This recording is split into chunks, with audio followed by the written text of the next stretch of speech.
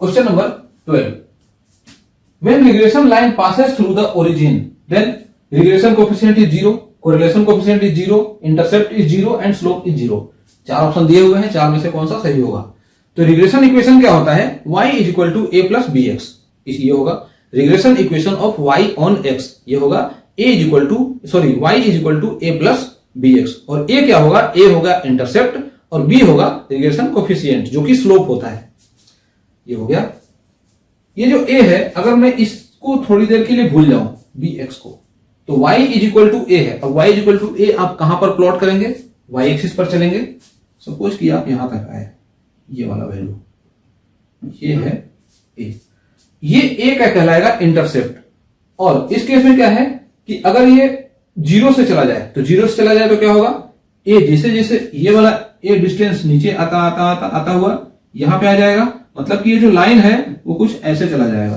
तो a की value क्या हो गई? 0. When regression line passes through the origin, then इसको मैं थोड़ा सा इरेज कर दूं. ये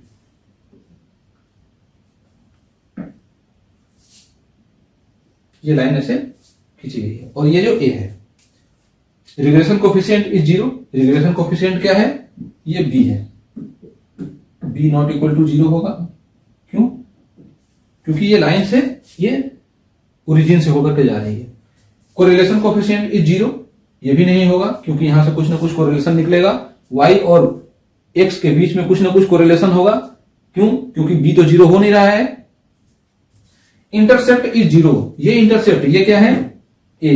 और a की वैल्यू जब 0 हो जाएगी तो ये जो लाइन है, ये लाइन ओरिजिन से जाएगा. तो डेफिनेटली ये जो a है, a की वैल्यू 0 हो जाएगी. इंटरसेप्ट इज 0 और स्लोप इज 0. ये स्लोप क्या है? ये b नॉट इक्वल टू 0. जब b 0 हो जाएगा तो y इक्वल टू क्या हो जाएगा? a. इंटरसेप्ट के इक्वल हो जाएगा. ये इसमें थर्ड ऑप्शन सही हो जाएगा. नाउ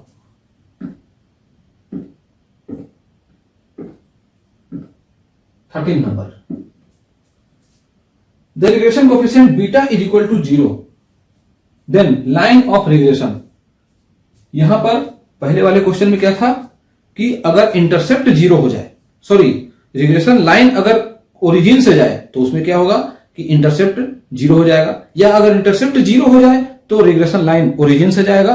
बोथ दोनों सही है. यहां पर कोफिशिएंट 0 है, मतलब ये जो y is equal to alpha plus beta X है, इस बीटा की जगह पर 0 है. तो ये पूरा वैल्यू क्या हो जाएगा? 0 मिलेगा. क्या? y equal to alpha.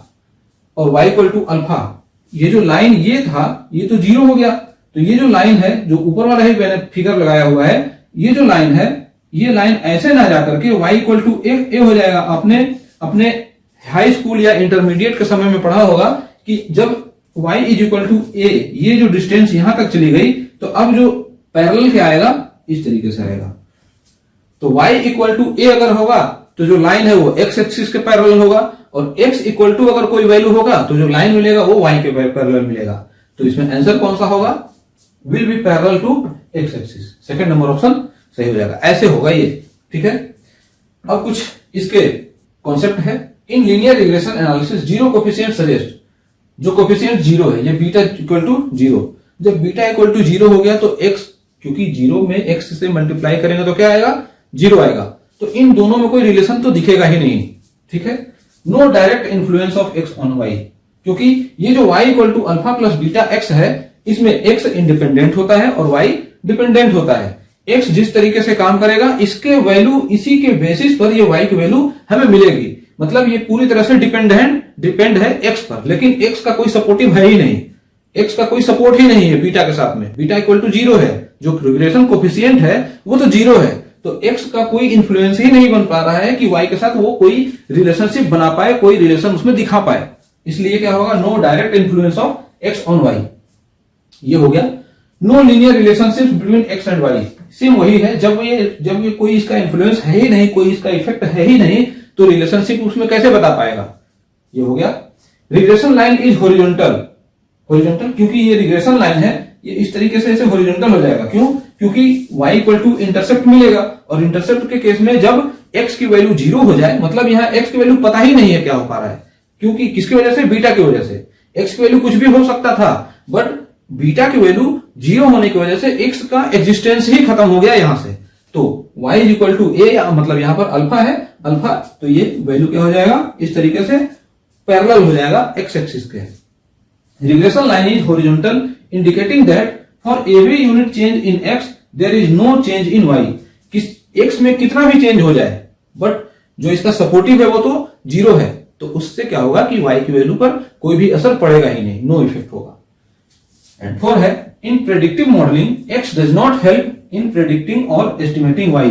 अगर इससे, क्योंकि रिग्रेशन का यूज करके हम क्या करते हैं, प्रेडिक्टिव मॉडल का यूज करते हैं, मतलब प्रेडिक्ट करते हैं। तो जब x का अस्तित्व ही नहीं है, x का एग्जिस्टेंस ही नहीं है, क्यों, बीटा की वजह से। तो जब x का एग्जिस्टेंस ही नहीं है तो वो प्रेडिक्टिव मॉडलिंग में y को हेल्प क्या करेगा।